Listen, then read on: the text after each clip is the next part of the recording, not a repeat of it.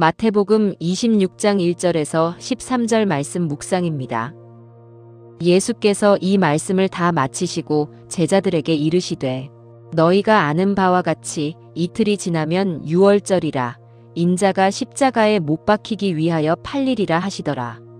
그때에 대제사장들과 백성의 장로들이 가야바라 하는 대제사장의 관정에 모여 예수를 흉계로 잡아 죽이려고 의논하되 말하기를 밀란이 날까 하노니 명절에는 하지 말자 하더라.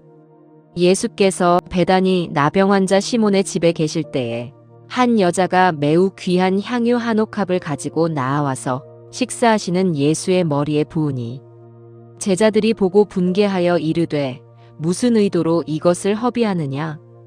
이것을 비싼 값에 팔아 가난한 자들에게 줄 수 있었겠도다 하거늘.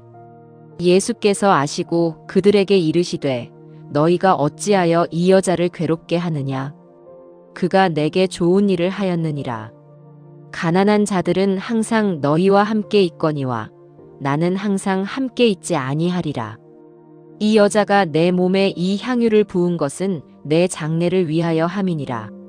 내가 진실로 너희에게 이르노니 온 천하에 어디서든지 이 복음이 전파되는 곳에서는 이 여자가 행한 일도 말하여 그를 기억하리라 하시니라.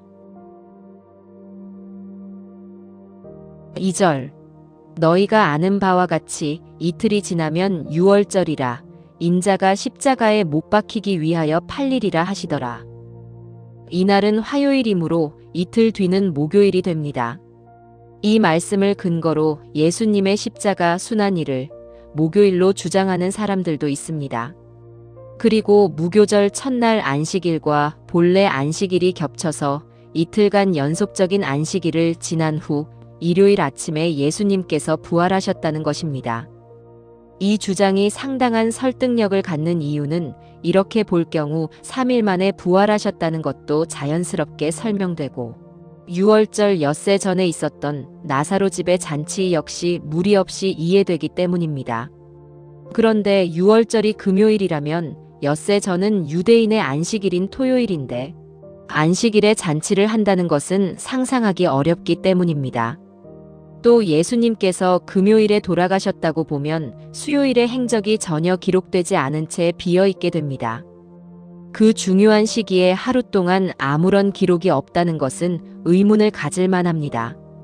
그러나 예수님의 순환일이 목요일이든 금요일이든 유월절 저녁이 시작되는 바로 그날 아침에 십자가에서 죽으신 것은 분명하며 이것이 핵심입니다. 유대인들이 명절 기간에는 예수님을 죽이지 않기로 했기 때문에 결과적으로 예수님의 처형은 명절 직전으로 앞당겨졌습니다. 그래서 처형되신 날이 공교롭게도 유월절 양을 잡는 날이었습니다. 한편에서는 유월절 양이 잡히고 있었고 다른 한편에서는 그 유월절 양의 실체이신 예수님께서 십자가에서 죽임당하고 계셨습니다. 한쪽은 예표이자 그림자이고 한쪽은 성취이며 실체였습니다. 결국 예수님을 죽이고자 한 유대인들의 흉계도 하나님의 섭리에서 벗어나지 못했습니다. 7절에서 8절 한 여자가 매우 귀한 향유 한 옥합을 가지고 나아와서 식사하시는 예수의 머리에 부으니 제자들이 보고 분개하여 이르되 무슨 의도로 이것을 허비하느냐? 사도 요한은 예수님께 향유를 부은 이 여자가 나사로의 동생인 마리아이며 분개한 제자가 가룟 유다라고 밝힙니다. 가룟 유다는 이것을 300데나리온에 팔아 가난한 자를 돕는 것이 더 의미 있다고 했습니다. 그리고 일부 제자들도 그 주장에 동조했던 것으로 보입니다. 만일 예수님이 어떤 분인지를 진정으로 알았다면 300데나리온은 전혀 비싼 것으로 느껴지지 않았을 것입니다. 사람들의 개형 논리 속에 가난한 사람만 있고 그리스도가 없다면 그것은 겉보기에는 옳아 보일지라도 결국 미혹일 뿐입니다.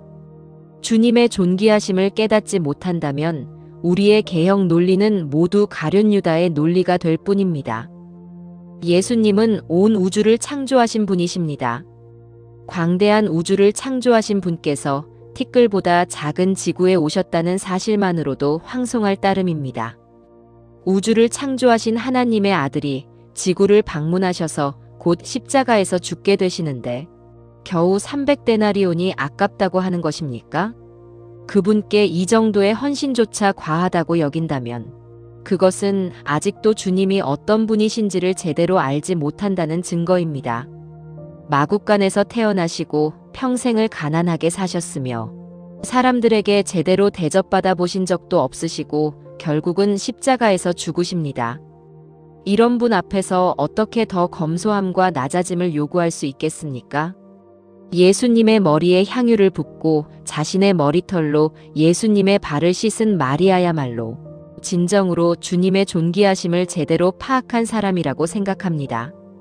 제자들은 예수님께서 승천하신 이후에야 비로소 얼마나 어마어마하신 분이 자기들과 함께 사셨는지를 깨달았습니다. 그러나 그분께 다시 향유를 부어드릴 기회는 없었습니다.